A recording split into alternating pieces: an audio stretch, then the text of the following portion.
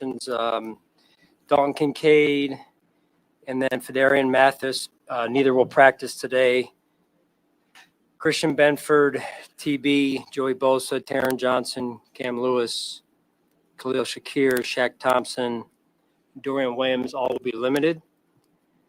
And then AJ Epinesa, just giving you the update on guys who were out that should be back today in full. So AJ, Joshua Palmer, Jordan Phillips, and then TJ Sanders will be practicing in full today. And then Landon Jackson will be placed on IR. So that's what I have for you. Time's yours. You feel confident on Palmer being able to get through the week and maybe get back here to work on Sunday? Yeah, the reports that we've gotten from our medical staff have been just that he's looking like he's on schedule and ready to go. We'll know a little bit more today when I can get my eyes on him and go from there. And with that, with Dalton being out, it seems like a pretty important time for him to get back. Would you agree he's kind of important to get back at this point? Sure. Yeah. Agree. Yeah. Agree. No, I mean, I do. Different position though, Sal, right? But yeah, I mean, gives us speed on the field, which is important. And a guy that's, had some production for us. I know he's missed his last few games, but it's good to have him back. What's Mathis injury? Upper body, it's shoulder related. I don't have all the information on it yet, so he'll miss today. We'll see how long he's out. You mentioned Gil Khalil, an update on that happened during the game. Yes, yeah. At some point, I didn't find out about till after the game down there. So ribs related to his ribs. So.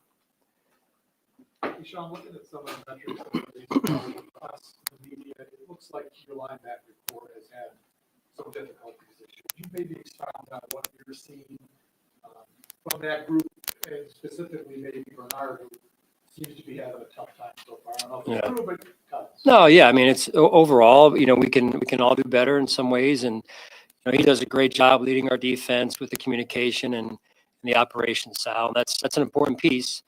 But overall, it's been at times for the whole group, I think, just working through some injuries, working through some of the continuity pieces when guys have been out. When you play next to someone, you want to be playing next to the person that you're playing next to that you worked with in practice. And that's been a challenge. But, beyond that, we can all do some things better. And TB is very well aware of it.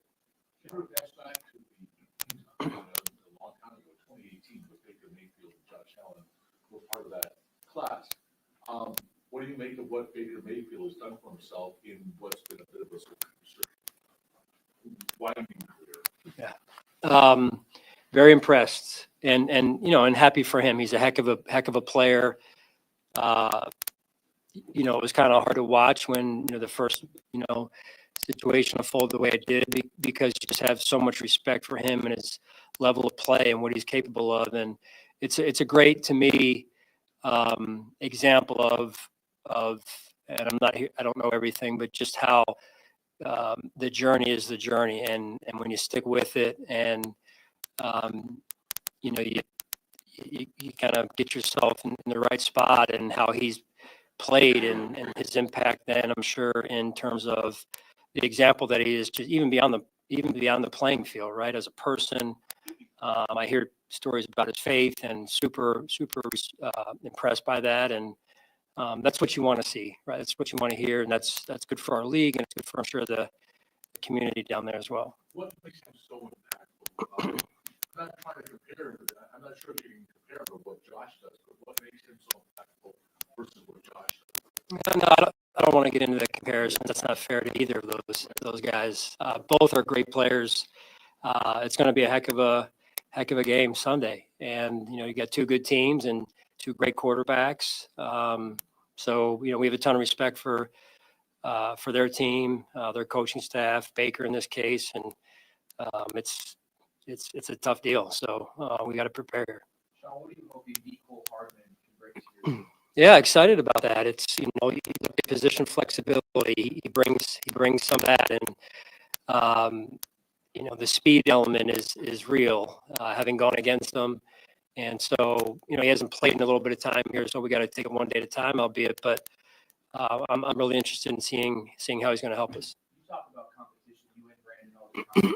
You have Nicole now in the practice squad, you have Gabe, I know, managing expectations. Is the hope that maybe those guys in the practice squad compared with those in the active roster can kind of ignite each other to raise the group as a whole? Yeah, I mean, it's about, again, just as many guys as we can get that can help us, and iron sharpens iron, as it says, right? So one guy has one skill set, the other guy has another skill set, and we piece it all together to week, put a winning combination out there. And I think that's the vision at the end of the day, right? Yeah.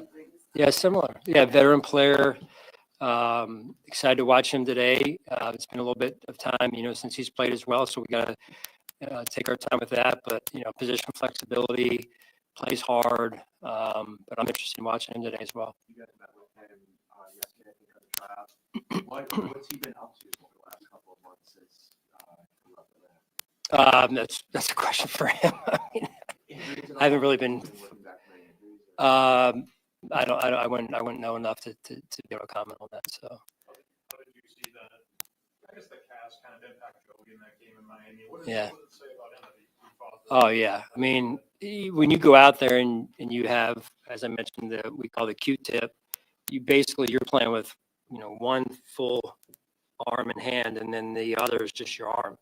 So, but the way he battled through it, I mean, making tackles is hard enough in the league, let alone when you have really only one use of, one hand's fingers.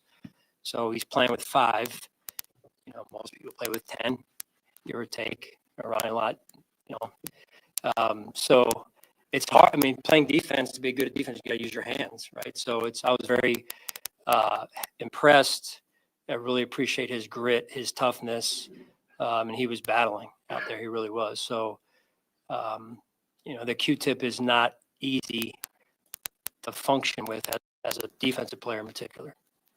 What do you make of the defensive line in general? Just how they're handling all these injuries, what they're still able to do, or what they're projecting they can do this Sunday? Yeah, well, we'll see what they can do. TJ, we'll see how he looks today and things, and it's the next man up, right? They continue to battle, and last week we lose AJ and Michael before that, but Javon Salvin steps in and does a phenomenal job in his role. We're out there in 2 minutes, and he had a sub and a D tackle for us, and he did a great job. I mean, they tried to change the style of offense they were running when they were in 2 minutes before the half, and he does a heck of a job playing defensive tackle in a 2-point stance, albeit. So it's I really appreciate those guys. I mean, that's where it starts. Up front, as I've always said. My dad was a D-line coach, so I remember years and years of him, with his players, and that's the blood, sweat, and tears of the defense right there. That's where it starts right there. So it's something that's near and dear to my heart. How much have guys been practicing the position flexibility leading, like before these injuries? Was that always a part of practice, or is that a necessity now? We try and dabble in that from time to time if there is a vision for a player to do both. When you're in a situation like we got into last week, we try and, hey, contingency plan. If this player goes down during the game, where are we going? How are we going to handle it? And we knew that was one of the conversations we had going into last week's game of, hey, if we lose an end, who's going outside? Who's going to kick out? And then DQ had to do it, of course. So appreciate that as well. And DQ didn't blink and went at it full speed. So and that's where some of the guys who have the position flexibility can help us, and that's important, especially as you go through the course of the season. How eager are you to see this team caught? I guess. Yeah, well, I'm anxious to get us out here on the practice field and see how we do today. It's really about our day to day and how we approach and attack today. So it's Wednesday for us, and I'm looking forward to the energy. I'm looking forward to seeing us establish going this week. Just how did Marcus go Back first day today, which is a blessing, and it's great to have him back. And like I said before, he's, healing. And I should give a shout out to Alyssa Lee, one of our assistant trainers who stayed with him, cared for him. And I think it's a great, to me, example of, being there for one another. And Alyssa was great in helping him get back up here. And so I'm very grateful for her.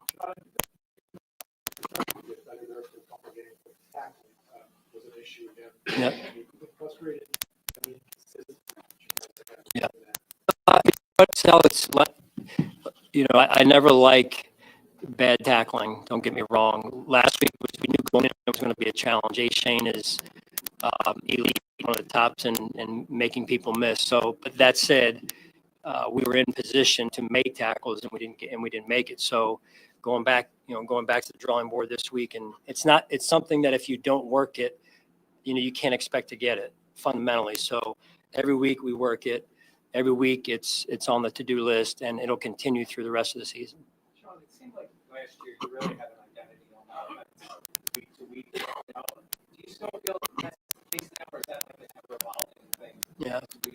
I think we're finding ourselves a little bit. Again, the mention of different wide receivers in there and this and that, and some guys out due to injury, some not, and it's not what you want, but it's okay. We just continue to find our best combinations, if that makes sense, Mike, right? Who gives us the best chance to win, and where can we find the rhythm in the passing game and whatnot. But overall, at the time, other times, it hasn't. We got to find that again and then stay with it. But through the course of a season, you're always making adjustments and tweaking things so that you say, hey, who are the right people that we want on the field in this situation and or another situation.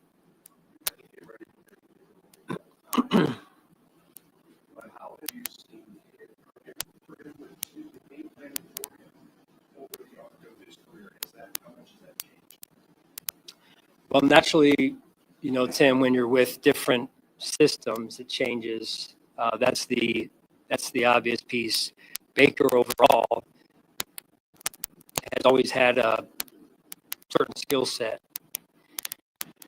So you're always having to prepare for that. No matter if it was, back when he was in Cleveland or now in Tampa. So, and that skill set that he brings to the table is elite.